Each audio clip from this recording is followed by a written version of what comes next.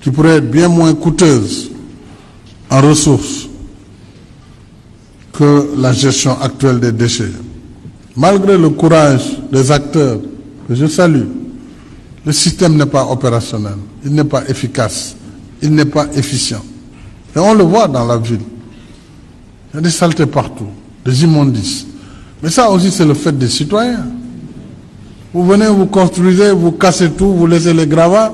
Mais qui va les porter pour vous? Vous devez les ramasser et les envoyer au dépotoir. Donc nous allons prendre une loi ces jours-ci pour faire obligation avec des sanctions dures au plan pécuniaire et au plan pénal. Pas de raison que moi je veux construire mes R+X et puis je jette la saleté dans la rue.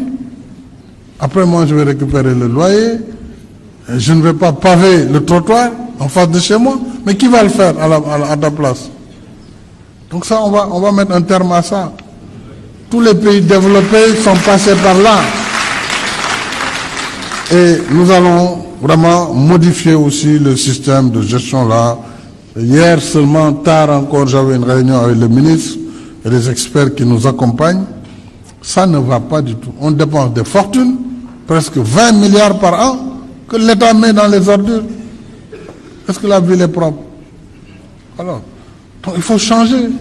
Quand ça ne marche pas, il faut avoir le courage de constater que ça ne marche pas. Et avoir le courage aussi d'engager la réforme avec les acteurs. Nous ne voulons pas sortir les acteurs, ce sont des Sénégalais, il faut que nous les accompagnions, mais il faut qu'ils travaillent autrement, tout simplement. Et pas mettre la pression sur l'État, ah, si vous faites ça, nous ne donnons pas les mbeds. Ça c'est du chantage. Et ça ne peut pas prospérer. Donc nous allons vraiment, 2020, il faut attacher le ceinture parce que ça pourra tanguer. Mais il faut qu'on fasse les réformes. Si on ne fait pas de réformes, je vous assure, tout ce qu'on a dit là, il n'y aura rien du tout en 2035. Il ne faut pas se voiler la face. Hein. Il n'y aura rien et on continuera à un pays sous-développé qui va tendre la main, qui va demander de l'aide. Non, vraiment, ça, ce n'est pas mon ambition. Il faut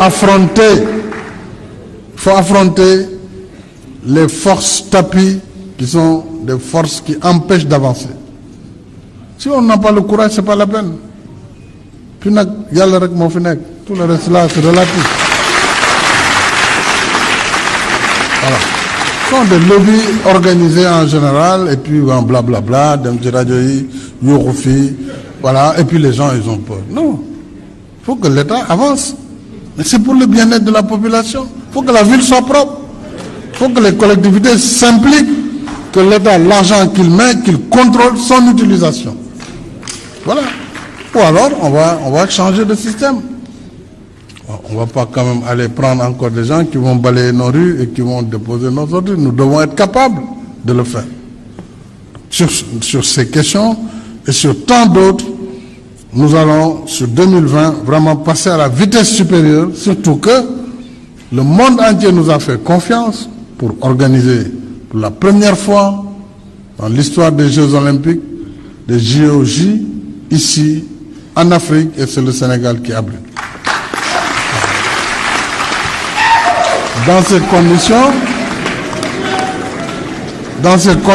on ne peut pas accueillir des Jeux Olympiques. Nous avons, avant les Jeux, en 2021, le Forum mondial de l'eau. Forum mondial de l'eau, qui va accueillir plus de 20 000 participants.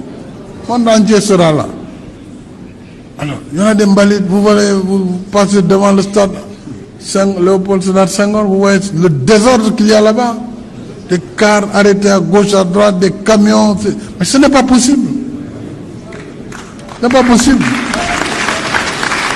Il faudra vraiment, sur ces questions, que nous nous engagions, que nous fassions preuve de pédagogie aussi, que nous engageons également les élus et les populations qui ont besoin d'un cadre de vie décent. Elles ne demandent que cela. Voilà ce que je voulais dire sur le programme Zéro déchet.